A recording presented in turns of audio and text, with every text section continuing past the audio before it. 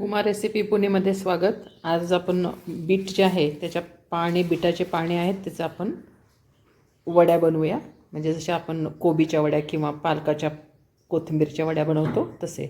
Normally आपण बीटच्या पानांना जरा इग्नोरच करतो.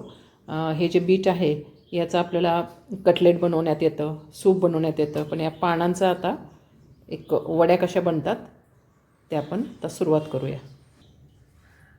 मी बीटच्या पानांचे जे देठ आहेत ते असे एकदम बारीक चिरून घेतले आहेत. तुम्ही चॉपरमधनं पण काढून घेऊ शकता.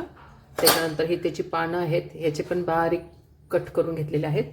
आणि आता यासाठी लागणारं साहित्य म्हणजे लसूण, ओवा, धने, त्यानंतर तीळ आहे, लाल तिखट, हिरवी कोथिंबीर आणि खोबरं आहे सुक्कं आणि अर्ध लिंबू आणि डाळीचं पीठ एक आहे. प्लस आपल्याला मीठ चवीपुरतं, त्याच्यानंतर जिरे, हळद जसं आपल्याला लागेल तसं. तर सुरुवातीला आपण आता हे जे यातलं लसूण आणि धने आणि थोडीशी कोथिंबीर आपण ग्राइंड करून घेऊ. ओवा आपण असाच टाकूया.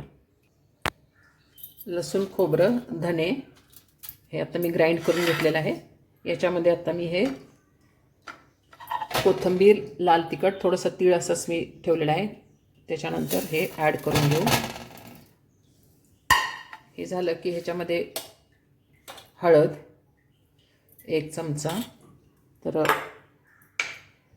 हे डाळीचं पीठ हे साधारण 1.5 वाटी आहे. लिंबू पिळून घेऊया.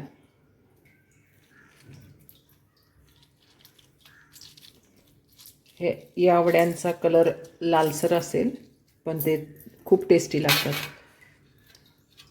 आपण आता हे अर्ध लिंबू इथं पिळून घेतलेलं आहे. याच्यामध्ये आपण साधारणपणे एक 1.5 वाटी चिरलेली पानं आणि साधारण एक वाटी ह्याचे देठ मी आता हे सर्व मिक्स करून घेते. मीठ मी एकदा हे मिक्स झाले की त्यानंतर मीठ टाकते, कारण मिठाचा अंदाज यायला हवा ना. हे अगोदर मस्त सगळं चोळून घ्यायचं म्हणजे आपल्याला पाणी कमी लागेल. ही पानं धुवून स्वच्छ करून सुकवली थोडीशी आणि त्याच्यानंतर मग चिरून घेतलेली. मी अजून थोडीशी पानं अजून ॲड करून घेते आणि थोडेसे देठ. ह्याला आपण आता छानपैकी असं कुस्करून घेऊया. याच्यामध्ये पाण्याचा जेवढा अंश आहे तेवढं डाळीचं पीठ शोषून घेईल, त्याच्यामुळे आपल्याला परत एक्स्ट्राचं पाणी लागणार नाही. मस्त ह्याच्या वड्या आता आपल्या तयार होतील थोड्या वेळात. डाळीचं पीठ थोडंसं लागलं जास्तीचं तर तुम्ही घेऊ शकता. डाळीच्या पिठाच्या ऐवजी तुम्ही मुगाचं पीठ पण घेतलं तरी चालणार आहे आणि पौष्टिक होण्यासाठी. हे आता छानपैकी असं मला चोळून घ्यायचं आहे. त्यानंतर मी याच्यात मीठ टाकते, मीठ घालून घेते. मीठ साधारणपणे एक चवीपुरतं तुमच्या अंदाजानेच घ्या. हे मी मीठ ॲड करून घेतलेलं आहे. आता ह्याला व्यवस्थित मळून घेऊया. याला अजिबात पाणी लागलेलं नाही आहे, म्हणजे जरूरच पडली नाही मला. हे जे काही आपण डाळीचं पीठ किंवा हे घेतलं त्याच्या हिशोबाने थोडंसं डाळीचं पीठ ॲड केलं तर चालेल, पण पाणी अजिबात म्हणजे अजिबात लागलेलं नाही आहे. तर हे छान आता रोल व्हायचा कन्सिस्टन्सी तयार झालेली आहे. ह्याचे रोल आता नक्कीच बनतील. आता मी ह्याचे रोल बनवून घेते. एक स्टीलची जाळी आहे, त्याला मी जरा तेल लावून घेतलेलं आहे आणि याच्यावरती मी स्टीम करण्यासाठी ठेवणार आहे. हे एकमेकांना चिकटले जाऊ नयेत म्हणून मी थोडंसं याला तेलाने ग्रीसिंग करून घेते,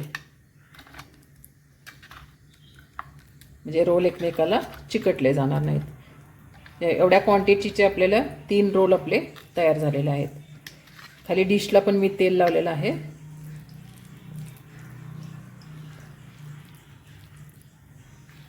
आपण आता हे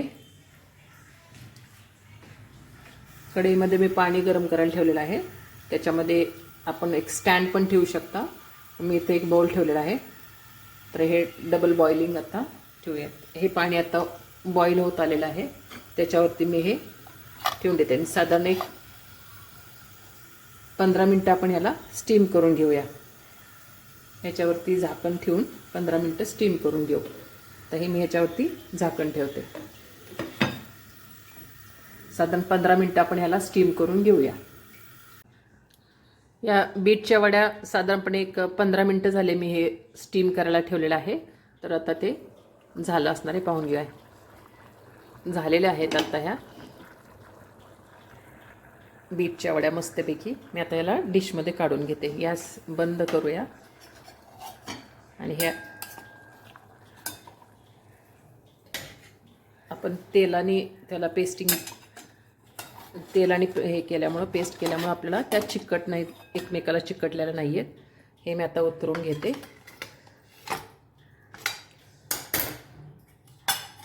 त्या लाल देठामुळं आणि हिरव्या पानांमुळे त्याचा कलर तर खूपच छान आलेला आहे. आता हे थोडंसं थंड होऊन देऊया. पण मी ह्या थोड्याशा लूज करून ठेवते. याच डिशमध्ये थंड होऊन देऊया. थोड्याशा लूज करून घेते. आता हे थंड होऊन देते. त्याच्यानंतर आपण ह्याचे कट करूया. क्लोजअप पहा, मस्तपैकी वड्या तयार आहेत. आता ह्या शॅलो फ्राय किंवा डीप फ्राय करण्यास रेडी आहेत. आता मी हे थंड होऊन देते. ह्या वड्या आता रोल थंड झाल्यानंतर मी अशा वड्या पाडून घेतलेल्या आहेत. इथं पॅन ठेवलेला आहे. त्याच्यामध्ये तेल गरम होतंय. तेल बऱ्यापैकी गरम झाल्यानंतरच ह्या वड्या टाकू. त्याच्यामध्ये आपण शॅलो फ्राय करून घेऊया. थोड्याशा जाड ठेवलेल्या आहेत.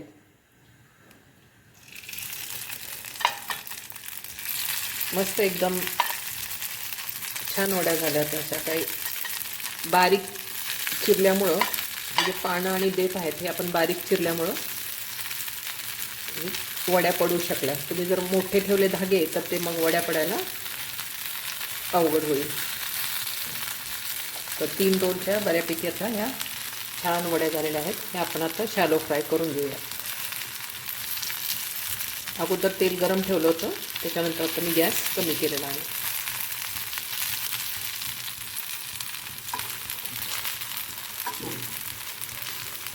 हे रोल फ्रीजमध्ये पण 2 दिवस तर राहतील तुम्ही करून ठेवले तर. एकदम छान झालेले आहेत.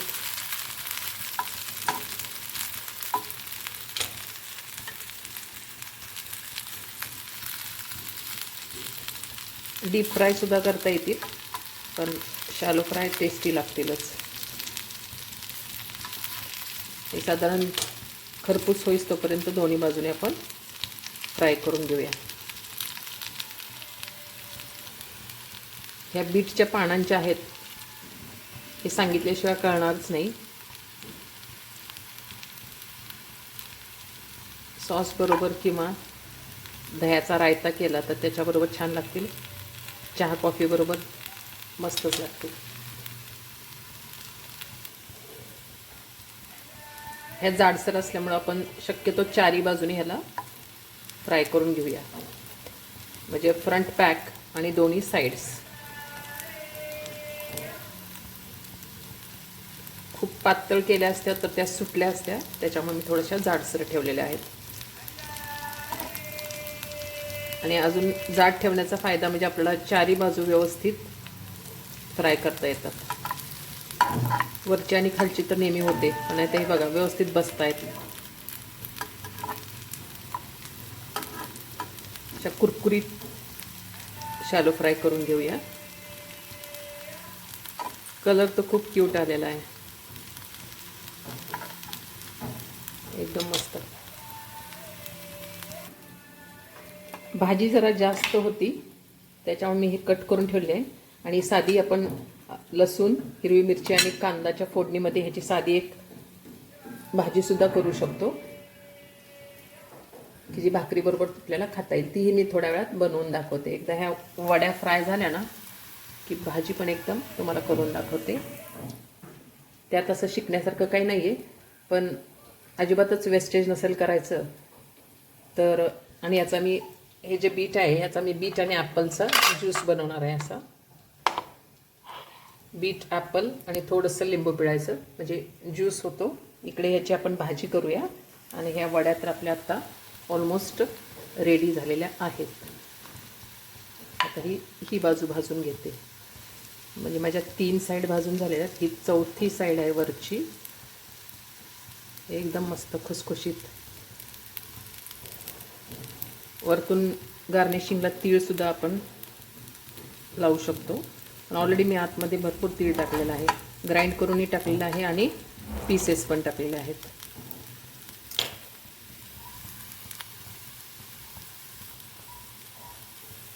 वड्या सर्विंगसाठी रेडी आहेत. एका डिशमध्ये इथे मी सॉस घेतलेला आहे. थोडंसं सॉसला डेकोरेशन केलं आहे. आणि ह्या वड्या आता आपण सर्व करून घेऊया. एकदम मस्त खुसखुशीत झालेल्या आहेत. इतके हेल्दी आहेत म्हणजे तुम्ही डाएटवरती असाल तरीसुद्धा तुम्हाला हे खायला बिलकुलच टेन्शन येणार नाही. हल्ली टेन्शनच येतं ना, आपण डाएटवरती आहोत, तळलेलं खातोय किंवा काय. हे बघा, मस्त खुसखुशीत अशा बीटाच्या पानाच्या ह्या वड्या तयार आहेत. तुम्ही बनवा आणि एन्जॉय करा. तुम्हाला आवडल्या असल्यास लाईक आणि सबस्क्राईब करा. आता आपण ह्या भाजीकडे वळूया.